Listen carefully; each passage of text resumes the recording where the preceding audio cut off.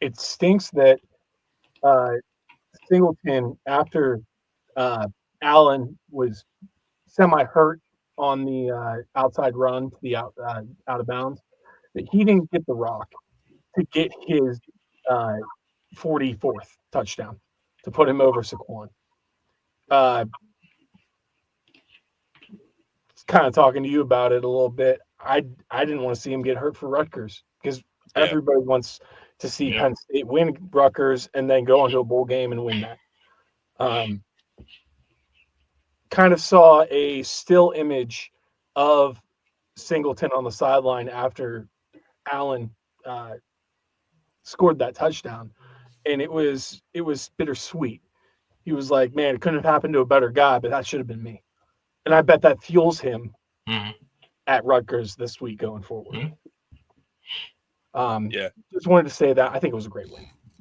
Absolutely. Singleton had way better vision today. Like, even when, like, he didn't take the right cut, like, he was pushing through there. He would get that extra 3 or 4 Katron Allen yards. I haven't seen that from Nick all year. So even, like, his bad runs, he made something happen out of it. So he had a lot of fight today. So shout out to Singleton. Obviously, Katron's a freaking maniac, dude. Like, he's the all-time leading rusher for Penn State. So he just rushes. Like, he does not give up on a play. He just keeps pushing his legs. He's got massive legs. Aaron, do you think they've simplified the offense? I think what they've done, if I had to guess, watching the tape, I was running back through it a little bit after the game. Something that I noticed was it seemed like they were moving the zone blocks a little differently in this game, and it actually looked a lot. If you look at like Kotelnicki's tape from when he was in Kansas, it looks a lot more like what they were doing there, and especially in the run game.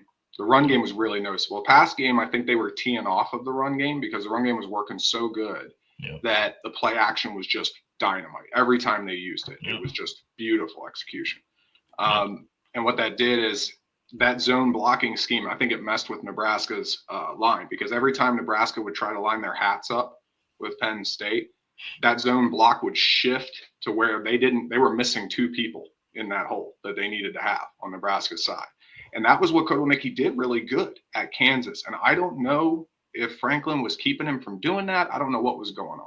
But it seems like Terry Smith has figured out, has got he's got things copacetic in that room with everybody. And everybody's on the same page. They're playing complementary football now. And it looked very different than what I've seen. I was kind of on the maybe Coach K doesn't come back next year wagon. Yeah. But if he has that room copacetic and everybody's happy and this is working, Coach K, I could see him recovering. Right. I agree. Also, Antoine said, betting line against spread, James Franklin 0-6, Terry Smith 4-1. Yeah, that didn't take long. That's funny. That's insane. And if he would have beat Indiana, real quick, Brett, he would have had the same amount of big wins in 2 weeks as Franklin had in 12 years. So, but Terry Waring 409. Yeah, that was. Yeah, that's. Whew. Yeah, that's awesome. He was wearing that, man. Seriously. Go ahead, Brett.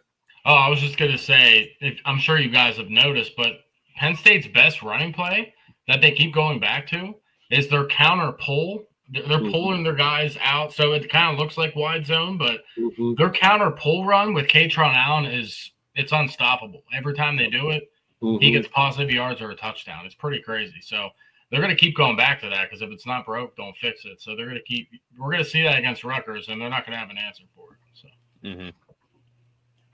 Yeah. They had a touchdown tonight where they faked that, and they did a throw to the flats to Singleton, I believe it was, and it was beautiful. It was a perfect setup from the counter play, the counter zone. So there's like 4 or 5 plays now instead of all these other gadget trick plays that they're doing. They're just focusing on 5 or 6 plays and they're just rolling at it. And Nebraska had no idea first quarter through fourth quarter what was going on. A couple of series in the third, that panned out to 3 and outs, but that was pretty much it. Yeah, and Nebraska was throwing the book at Penn State on defense. They switched out a bear, they switched into 2 high safety. They were in and out of everything trying to find a solution. But Kotelnicki had them spinning in circles in that game. Yeah, that's the thing. Yep. Yeah, man, they were really like Nebraska was really trying to stop us, and they could not. Like Chris said, there's Jared. Like Thomas said, they were switching up the running backs on during run plays where they run Katron, then they run Nick, and you can't adjust to a speedy back and a power rush and a power back. Like that's hard to adjust to, especially like that quickly. Like they were the offense that I think Andy K somewhat wanted to run. They're running it now, it seems, So, yeah. Were they both in the game at the same time? Yeah, they were several times. Okay. That's really confusing to defense. Absolutely. Yep, they had Nick behind Grunk. They had Katron off to the side and Nick behind him. And that messes with the defense, right? What's the defense thinking? What are they thinking? Well, they think probably Katron's going to get it because he's getting more carries, but it doesn't matter because Katron's like, all right, cool. I mean, the fact that Matt Rule, and by the way, just to remind you guys, it was 2 lettermen of Joe Paterno tonight coaching as head coaches, which again, like that, I can't put into words, what Terry Smith is doing wearing the 409 pin. Like I know that sounds a little tacky, but I can't put into words, how amazing that is. And at this point, if you don't hire him as the head coach, it's like, because I think you take emotion out. I think he should absolutely have an opportunity to be the head coach, He played for the 409 coach. That's the interesting part, Yeah. Exactly. He played for and that's why first of all, just because you play for Joe Paterno doesn't mean you can coach a team. But he did, and he can clearly coach a team. And this team is so different. We are literally looking at a different team. This is a team that we have not seen in 12 years. So, and Michael Robinson at halftime, he said, I'm tired of coaches coming here and trying to take money from our program, and that's it. He's like, Terry Smith is a Penn State guy. He bleeds blue and white. I mean, you guys know me. I'll welcome any shots at Franklin. So. No, it was senior night, and we're losing a big 33, and we're losing Nick and Katron. So who's going to replace those next year? That's my question. Well, we have so much young talent. I mean, we have Cam Wallace, we have Tyke Hayes, we have Quentin Martin, Chaz Coleman, Yvonne Kamaju. I mean, we have guys, but yeah, you're right. I mean, unfortunately, these seniors, man, when they came in 2022 class, I had so much hope for them, and this is how it ends. That is so sad. I will say, Mark, I do want to say this though for the team. Sometimes these are the years that are the most important for any program, right? Yep. It's not what you do when you're up, it's what you do when you're down. And yes, the media may not care, but Penn State fans remember this stuff because this is how you save a program. Mm-hmm. Listen, Penn State, Pat Kraft and the guys, they got to at least interview Terry Smith because he has not been interviewed. You have to interview the guy. He said he hasn't, and I mean, do you think he's being honest about that? Like, I don't know because he seems to be extremely honest. But why? I think he was honest. I mean, it's possible they told him not to say anything, but I think he hasn't interviewed, and he said during his press conference that his resume is what he's doing with the team right now, live in front of. He's such an old school guy. Like, it's great. Yeah, I do like that about him. Now I will ask this, and just throw this out there into the ether. What do you think? Because most people are heavily on Bob Chesney right now, and he's young, but he doesn't really have a proven record. What's to say that you keep Terry, you retain Terry as a head coach, and you try to get Bob Chesney as more of that up and coming Terry Smith type of person that can be that next leader for the program. If he's not ready just right now, couple years, Terry at the helm, him as an assistant, with how motivative he can be, with what he's done to Holy Cross, what he's done to JMU after Signetti. I want a lower tier head coach or an assistant. I don't really want a big name coach like Kalen DeBoer. I really don't want Kalen DeBoer. Kalen DeBoer is going to run 13 personnel and do pretty much what James Franklin was trying to do with our big 3 wide receivers. I mean, he doesn't really run a tight end. He runs one running back, and it's a very vanilla spread. I mean, what you got right now is with Terry and what we've been seeing these past couple of weeks. I mean, that's the wrinkle of what you really want with Penn State going forward. Yeah. Alabama can't run the ball. Yeah, they have a good running back, but he gets hurt.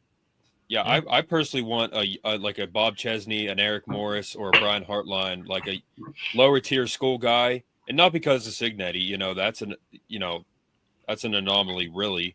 But Bob Chesney was under Signetti, and Signetti passed the reins to him. Mm-hmm. A young guy or a guy at a smaller school who's going to come in, I think he'll truly appreciate, I'm in a big job now, and it's like my first big time job. And a guy like Terry Smith being there, absolutely. Like, Terry Smith is Penn State, so you're going to have a Penn State guy with you right away. So if it's not Terry Smith, then I hope it's one of those guys. Like, again, any of you guys want to talk, just start talking. But it's like, if it's not Terry Smith, I really don't want like a big, like a SEC coach. It's like, if they're going to leave their school, they're going to leave us too. So exactly. I mean, I don't know. That's just kind of my opinion. We don't hire and fire coaches at Penn State. We don't do that. In my lifetime, my teams have had 6 coaches between the Steelers and Penn State, minus the interim coaches. My lifetime, my coaches have had 6. I've had 6 coaches. That's it. Or I'm sorry, 5 coaches since Bill Cowher. So 5 coaches my teams have had since I've been alive. I mean, that's, Well, I was on the fence about it. Terry's been in it for 6 weeks and 5 games already, so he knows. Yeah. He knows what it's going to take to keep it. I mean, he either wants it or he don't. It's 6 weeks into it and 5 games. It's in his mind. Do I want to do this? And if he wants to, yeah, he wants give it to him. Dad, he has so many Lettermen hitting him up right now that are like, and there's multiple videos saying, like Thomas sent me one earlier. There's so many Lettermen right now saying, we didn't have this support under Franklin because no one liked him. Okay, that was another thing that I thought was horrible about him being here is no one liked him. Yeah. And these Lettermen, they're going to be fully invested. They're going to have so much financial support. Especially under Terry Smith. Are you kidding me? Because they wronged Joe Paterno at Penn State. Terry Smith is almost the redemption of Joe Paterno playing under him coming in.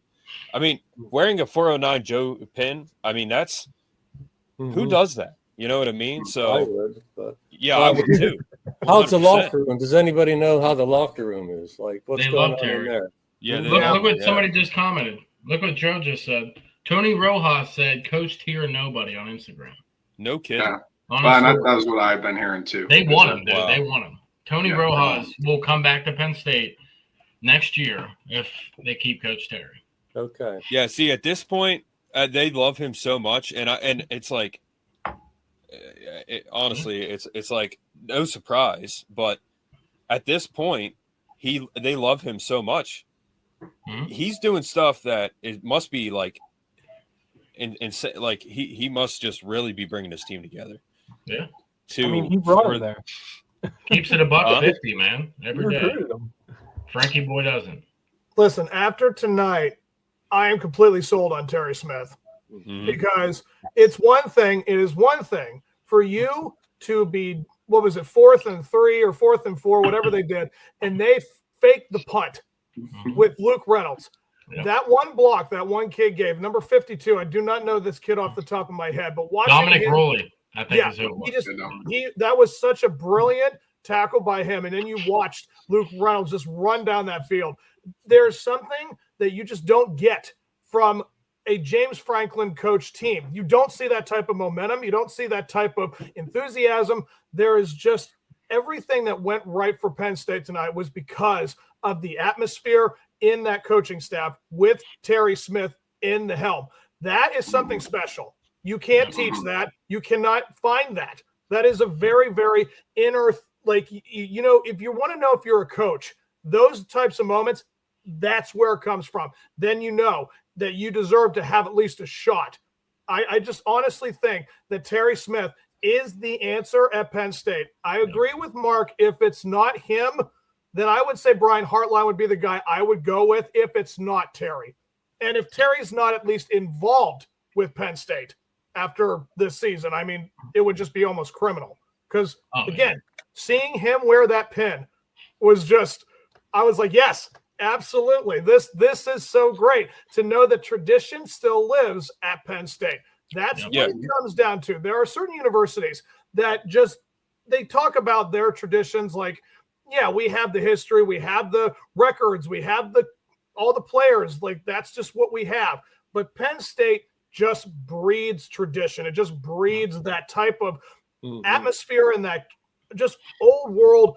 Like, you just can't find it. It's a very hard thing to find in a university, and it's everywhere. Like, you talk to anyone who talks like Penn State, they just always like to have a big smile on their face because you bring up anyone, you know, just bring up Jai Carter or just bring up LeVar Arrington, bring up, you know, anyone from the 70s, 80s. It's just, they just have a big smile on their face because everyone always contributed. Everyone always had something to say about their history. And now Katron Allen and now Nick Singleton, one of the greatest running back tandems that you're ever going to see in the history of college football is at Penn State. They own it.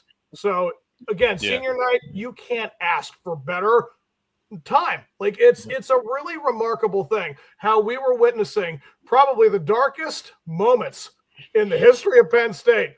And in these last few games, it's just like gone. It's amazing what happens when winning. And winning race is everything. It makes everything all better. It really does. They have to tie the tradition in with the modern day football 100%. I mean, you can't, you know, one thing about Joe is he was pretty conservative. He was a football guy through and through, but he was pretty conservative, and that hurt him at times for sure. In terms of adapting offenses, you know, there were some boring games under Joe Paterno. So adapting to the new age of football, we need to do that for sure. But Aaron, you're a Penn State fan?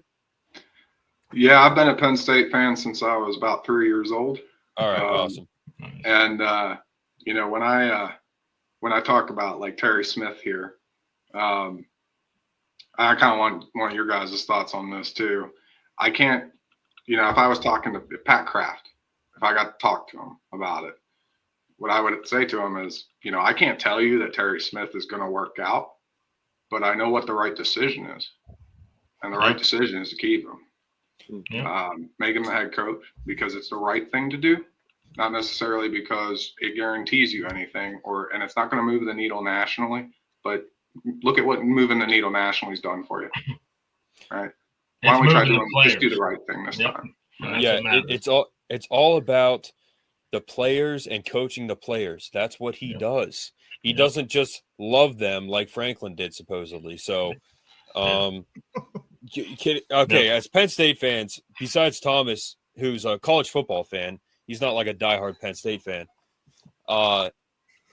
All of you on tonight, all of you guys on here, do you feel differently right now than what you have for the past several years? I mean, like I said, I'm looking forward to next week's game. It's under Franklin, I didn't think they would beat Rutgers, right?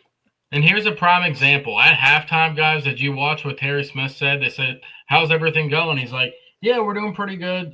There's a lot of things to clean up. This half doesn't matter. The second half matters now." Like just that type of wordplay, like Terry Smith, that's legendary, man. No, like Frankie Boy would have never been in that position to say that. So and when they came out after the half and didn't come out flat and put 7 on the board right away, you knew something was different. I mean, exactly. and guys, this is Nebraska football. This is old school Penn State Nebraska football. I don't care. Nebraska is not a bad team at all. I don't care if they have a backup or not. Dylan Raiola wasn't doing that good as a starter anyway. So, I mean, this is not a bad team that we played tonight, and we beat the brakes off of them. I mean, holy crap. It was bad. Yeah. We did. It wasn't even close. No, it wasn't. At field level, they were big boys. I mean, they were right 30 yards from me, and they were big. And I think someone in chat how are we going to mentioned beat these guys? Wow. I think someone in chat mentioned it, Mark Senior. They were 3rd against the pass in the NCAA. Yeah. It's just these guys were no joke. I mean, where was that, Aaron? It was somewhere back in chat. I think somebody mentioned that. I didn't check the stats myself, but I think they were like 3rd against the pass and like 15th overall on defense or something like that. Yeah. So their rush defense is 100th, whatever, but their total defense is good. Yeah, it's supposed to be. Yeah, they were. So they're not letting people score as many points. They're giving them yards. But tonight we got the points, guys. So would you say, Thomas? I said I saw that stat sheet you had up. Yeah. Was Grunk 11 for 12 tonight? 11 for 12. 181 yards, 2 tutties. By the way, you take a guy like Ethan Gronkmeyer, who's a freshman, and he's playing the way he is. That's unbelievable. In terms of his preparation from his staff. 91%. I mean, that's insane. Guys, sorry I'm not answering the comments. We're just all going back and forth here. But yeah, I mean, but you start out this season, buds. I mean, you look at Franklin and you look at Drew Aller, and we're like, okay, we're going to win a national championship this year. And then everything happens. What goes down? Franklin gets fired. Aller goes down for the season. And then all of a sudden you inject Terry Smith and Grunkenmeyer, and you're just like, why does this team look so much better with these guys? How in the world is this possible? This is like totally a 180 magic trick that they are pulling off. Like I'm completely in awe of what I'm witnessing. Seeing a freshman like Grunkenmeyer go 11 for 12. And just, again, this was senior night. This was Allen and Singleton's night to have. So they had every right to run up and down that field the way they did. But to see him just control the game with such a poise, with just such command, like I'm blown away. Like this right here is just like, hey, you're a freshman, man. You come back as a sophomore. You have a little more momentum. Hey, we could very well win 9 or 10 games next year. There's no reason or shame to think that we can't at least look as good as we can with what we're witnessing from that. So, I mean, again, Terry Smith just doing what he does with a freshman, like this is just unbelievable. Like to see this team look so different with these guys at the helm, like unbelievable. Yeah, Antoine said I was sold on Terry Smith after IU. I was sold on him after Iowa, so that's when I was sold on him. They went on the road. They went in on the road to that horrendous fan base and lost by 1, and they pretty much handed them the game. With 20 hours of preparation after your head coach being fired and losing to Northwestern. I was sold on him when he said his dad was a 68 graduate, and he was a graduate. Penn State blood. He's not going to embarrass Penn State. He's not going to let Terry Smith was a large part of our recruiting, like Chris said. So again, what's give him an opportunity? I mean, why not? Agree. Yeah, what a tough slate too for him to start with. I have to go to Kinnick and Columbus and play the number 2 team in the country with a freshman quarterback. I mean, when people were saying, "Oh, he didn't win," I'm like, "Well, what did you expect, man? He's brand new to this. Give him a couple of weeks." Franklin Natty said, if somehow he's still in here, he said Terry Smith will be a Hokie. All right. It's the practical thing to do if the players all love Terry. All right. You think there's going to be a petition up at the state to Kraft? Yeah, 100%. How many signatures I want on it? I mean, guys, Matt from Penn State jerseys, like that guy, you know, he made those signs and the players have them, you know? Matt knows all of those people. Like, Matt literally has Matt, I don't know if you guys, I don't know, Aaron, if you've seen Matt on here, but he has those guys like armbands, their headbands, their socks, jerseys, everything. Like their teddy bear when they were like 3 years old. I mean, he has everything. So, but that was his signs, man. He's handing them out. So, you know, I mean, thanks, Matt. You started this whole thing. So yeah. Well, you've opened the can now, Matt. Yeah. Yeah, but Matt knows his stuff. He really does. I mean, he's very knowledgeable. So, you know, yeah. But I don't know. You guys have anything else to say? Aaron, it was great to have you on. Thomas, good to have you on. Great having you guys on. Yeah. Thanks for having me. Aaron, where are you out of? And Thomas, where are you guys living? You first, Thomas. I'm out of Latrobe, Pennsylvania. Oh. Where is it? Latrobe. It's Westmoreland County near Greensburg. Yeah. Latrobe, yeah, we were just we were in Latrobe this summer, Thomas. We went to Orlando, so we flew out of Latrobe. But State College will have direct flights to Orlando soon. Oh, which wow. is nice. Wow. Nice. Yeah. How about that? What about you, Aaron? I'm from Dover, Pennsylvania. Originally from a tiny little town called Seven Valleys. I was an old farmer out there, Pennsylvania. What county is that? It's in York County. York Adams County. Okay. Yeah. I'm good with counties because I work for a company. We have facilities all throughout Pennsylvania. Right. I got the map here, so I'm good with counties, but towns, I don't. Yeah. York Barbell, Aaron. That's what I know York by. We got a facility in York, Pyramid Healthcare. That's right. Do you really? Yeah, I do. Yeah. I do. I'm an IT solutions guy for about 200 companies from here to mostly in this area, but from here all the way down to North Carolina and out to Michigan. Nice. New York. All right. All Pennsylvania guys, I think. Right? Mm-hmm. Thomas and Aaron, thank you for your service. Aaron, you got your uniform back there, huh? What branch are you? I was regular Army. Okay. The red hat. I was an airborne guy. So. Airborne, okay. Yeah. Thank you for your service, bud. Thank you. I appreciate it. Thank you for your service, guys. Appreciate it. One last thing before we hop off. Franklin updated staff, OC Chesney, DC Terry Smith, tight end Troutwine. All right, so he's taking the whole staff with him. Okay, sounds good. Again, go to the library, man. You need, or I don't know where you need to go. You need to go to a mental ward or something. But anyway, I'm a Penn State fan in Ohio. Nice. We'll take that. Yeah. Enemy territory. All right, guys. Well, again, thanks for coming on. I want to have you guys on here more. Like, you know, Aaron, you've been on here a long time. And, I've been watching for a long time, man. Yeah. I'd be happy to come on if you just hit me up on email. I'll be sure. Give me a little heads up. I can usually jump on. So. All right. Yeah, and you know, we watch our guy Landon. You know, he has a great show, man. Landon's killing it. You know, good for. Honestly, you think about it, like it's like couldn't happen to a better guy. You know, he's such a nice guy. You know, and he played for Penn State. It's like, of course, like you wish him nothing but success. So, but I have one more thing. Yeah, go ahead. Penn State was always known as a linebacker U. Seems like it's turning into a defensive end U now. But what's your opinion on the our linebackers in the future?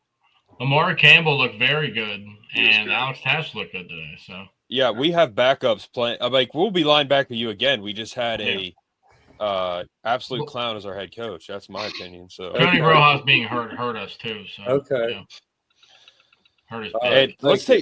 Let's take the lights out of the tunnel until we become linebacker U again. How about that? There you go. Amen. All right. LeVar Arrington II will play next year. Yeah, how about that Sure. too? We got